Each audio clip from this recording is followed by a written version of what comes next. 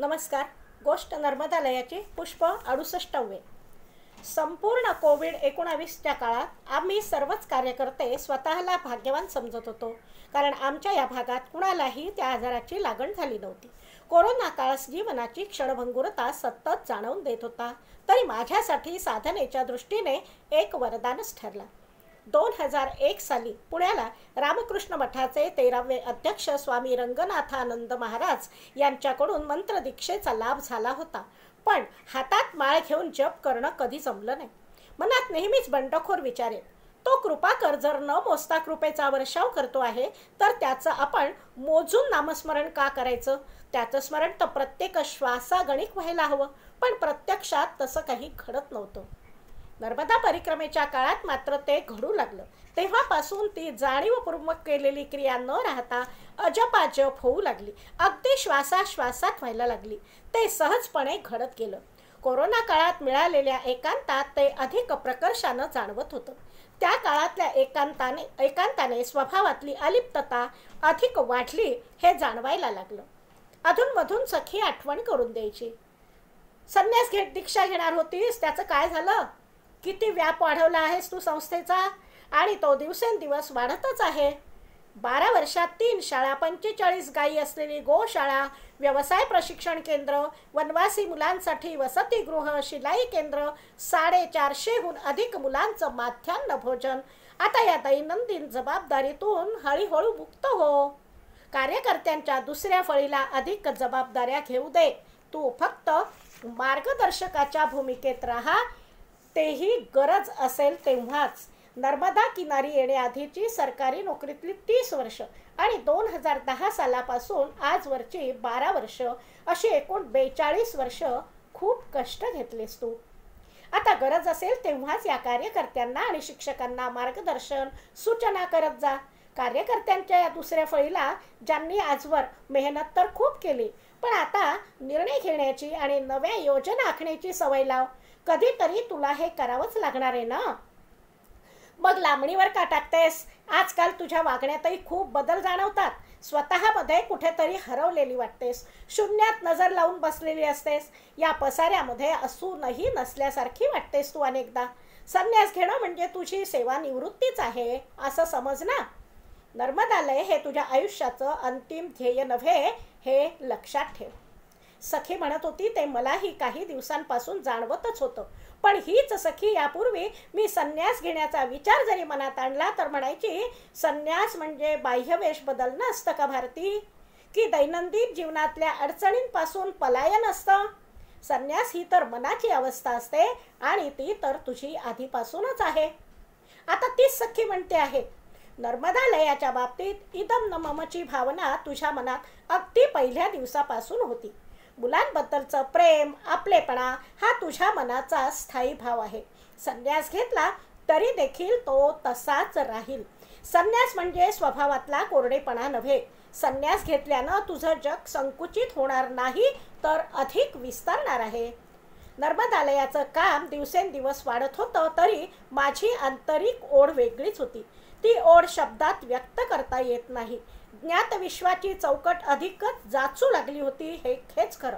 संन्यास दीक्षा हे त्यावरचं उत्तर असू शकतं का? कदाचित असूही शकतं.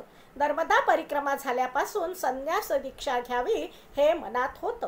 काही वर्षांपासून मात्र त्याचा ध्यास लागला. तो फक्त ध्यास होता की प्राक्तन होतं? पण त्याबद्दल थोडी द्विधा मनस्थिती होती, हे देखील तितकंच खरं. श्री आदिशंकराचार्य यांच्या भजगोविंदम स्तोत्रातल्या कस्त्वम कोहम कृत कुत आयातः या ओळी तर केव्हाही आठवायच्या. खरंच काय नातं आहे माझं नर्मदा नदीशी, इथल्या या मातीशी, इथल्या मुलांशी. अगदी अनोळखी प्रदेशातली मुलं 300-400 किलोमीटर अंतरावरून कशी येतात इथं? काय ऋणानुबंध असेल यांचा माझ्याशी, ज्यांचे कधी चेहरेही पाहिले नाहीत. असे असंख्य दाते या प्रकल्पाला का मदत करतात, हे गुरुतत्व कधी उलगडणार मला? 1 जानेवारी 2022.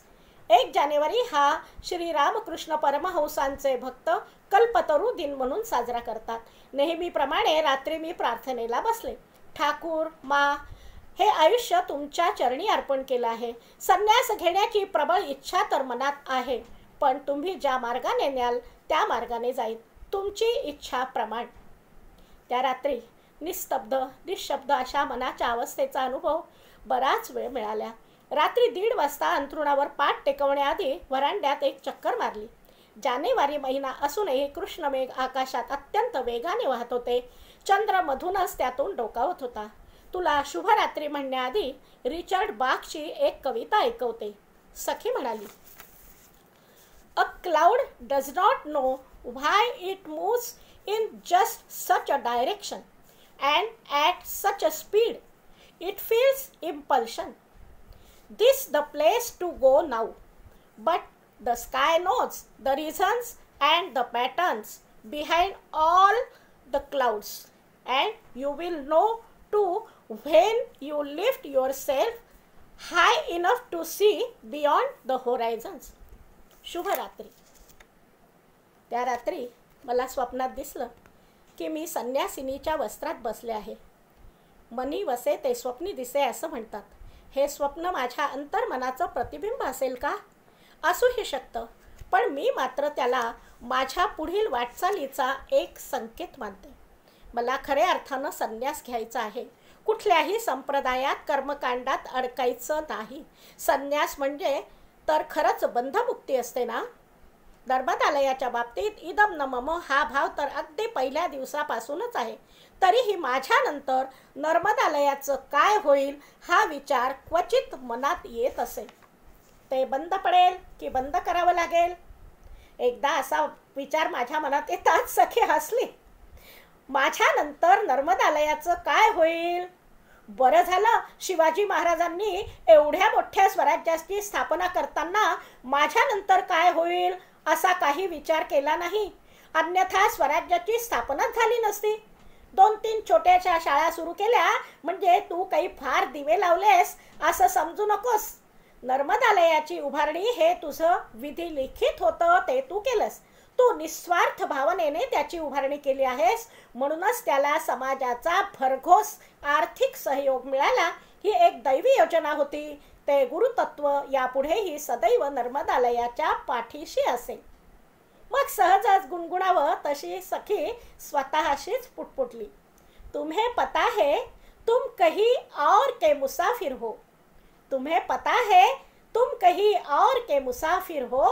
यह शहर तो बस यूं ही रास्ते में आया था. धन्यवाद.